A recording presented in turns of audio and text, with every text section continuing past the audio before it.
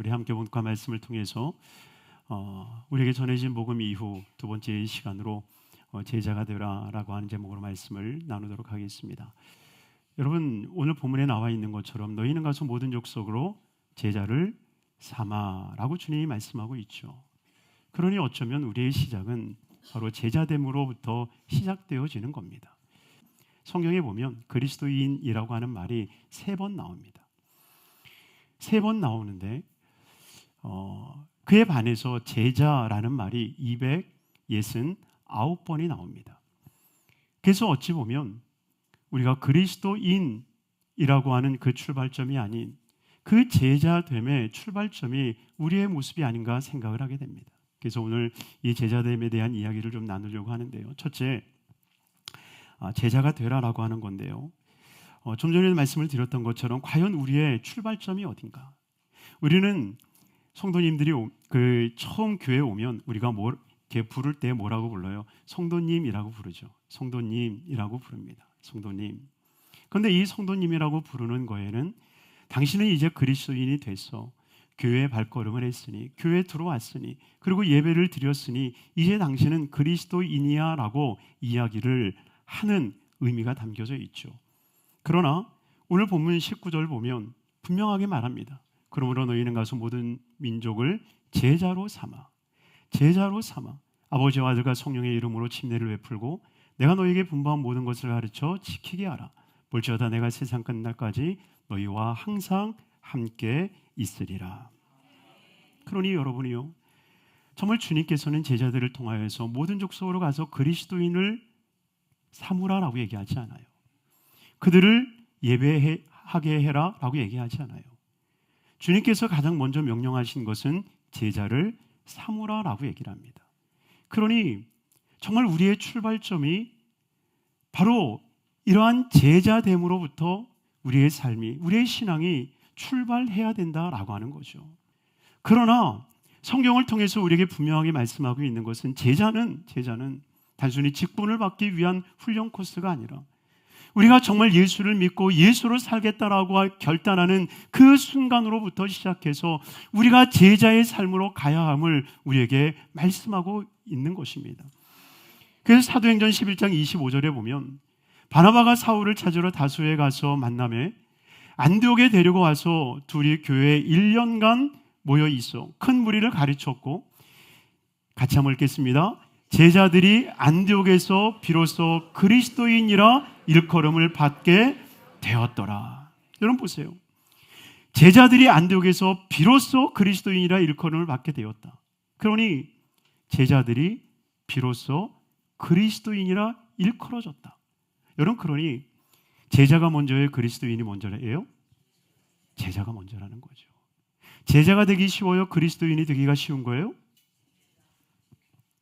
여러분, 문자적으로 보면 제자가 있기에 그리스도인이 있는 거고, 제자로서의 삶을 살았을 때에 그리스도인이라고 하는 그런 모습을 갖게 된다라고 말하고 있는 것입니다. 그러니 우리는 이 순서를 바꿔버리는 이유가 무엇이겠습니까? 어쩌면 이 시대에 복음을 증거하면서 우리는 천국을 들어가는 그 구원을 받는 것, 이것이 주의 복음이라고 우리가 여길 때가 있다는 거예요. 그러나 주님께서는 천국에 들어가는 최소한의 자격을 우리에게 주신 것이 결단코 아니라는 거예요. 예수님이 베드로를 만나셨을 때에, 마태를 만나셨을 때에, 요한을 만나셨을 때에 나를 따라와라, 나를 따라와라, 주님께서 말씀하신 것 같이, 그리고 그들을 제자 삼아 주신 것 같이 우리를 제자 삼고 계심을 믿으시기를 주님의 이름으로 축원합니다.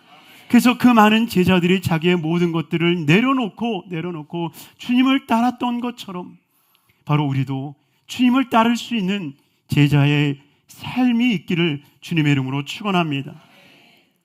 바로 그 제자의 삶이란 어떤 삶이겠는가? 두 번째로 지켜 행하는 삶이라는 거예요. 20절의 말씀입니다. 20절에 같이 한번 읽겠습니다. 내가 너희에게 분부한 모든 것을 가르쳐 지키게 하라. 우리는 흔히 구원을 받는 지름길이 있는 것처럼 복음을 전할 때가 얼마나 많습니까? 그래서 죽어가는 이들 앞에서 어떻게 해서든지 간에 결심 기도를 시키고 그 결심 기도를 통해서 구원받았다라고 하는 그러한 마음을 가질 때가 얼마나 많아요. 물론 죽음을 앞둔 이 앞에서 구원을 시키고자 하는 그 마음과 그 모습은 모르는 바가 아닙니다. 그러나 그것이 우리가 구원을 얻을 수 있는 지름길이 있고 구원을 얻을 수 있는 다른 방법이 있는 것처럼 여겨서는 안 된다라고 하는 거죠. 여러분이요, 주님께서 우리에게 말씀하고 있어요. 내가 너희에게 분부한 모든 것을 가르쳐 지키게 하라. 그러니 주님의 영생을 얻는 것은 주님이 분부한 모든 것을 우리가 소유하는 거예요. 그것을 우리가 받아들이는 거예요. 바로 이것이 영생이고 그것이 생명이고 그것이 구원임을 깨닫게 되기를 주님의 이름으로 축원합니다. 그러기에 구원의 길은 십자가의 길이라고 말하는 겁니다. 그러기에 구원의 길은 나를 부인하는 길이라고 말하는 거예요. 그러기에 구원의 길은 주님을 따르는 길이라고 말하고 있는 것입니다.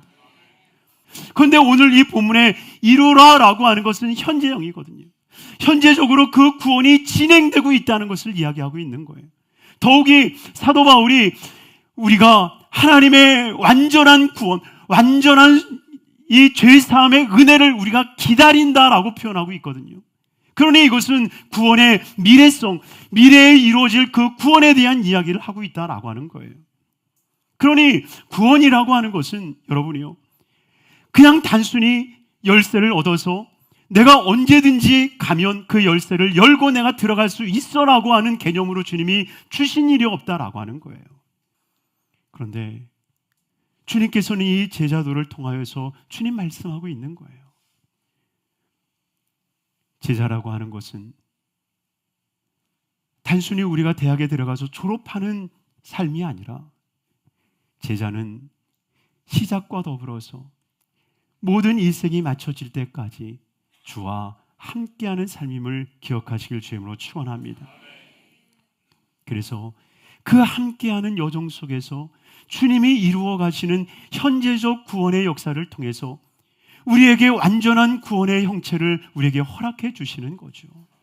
그러니 저주의 질병에서 오늘의 축복의 구원을 우리가 받아 누리게 되어지고, 질병의 아픔에서 오늘 치료하시는 예수 그리스도의 구원의 은혜를 통해서 구원의 감격과 은혜를 살아갈 수 있는 역사가 우리 안에 일어나는 것입니다. 그러니 진정 저와 여러분들의 삶에 이 놀라운 구원의 역사와 은혜와 은총이 우리 모든 심령들 가운데 있기를 주임으로 축원합니다. 그렇다면 이 제자도의 삶의 마지막으로 우리가 살펴야 되는 것이 바로 통행의 삶이죠. 20절 하반절의 말씀입니다. 20절 하반절 함께 읽겠습니다. 내가 세상 끝날까지 너희와 항상 함께 있으리라 하시니라. 초등학교도 졸업이 있고 중학교, 고등학교도 졸업이 있고요. 대학교, 대학원 다 졸업이 있어요. 졸업이 없는 게 유일하게 있다면 바로 이 제자대학입니다. 왜 방학이 없을까? 왜 방학이 없을까? 여러분, 그 이유는 한 가지예요. 세상의 스승과 제자는 졸업의 관계를 통해서 나의 독립적 삶을 스스로 보장해 간다라고 하는 거예요.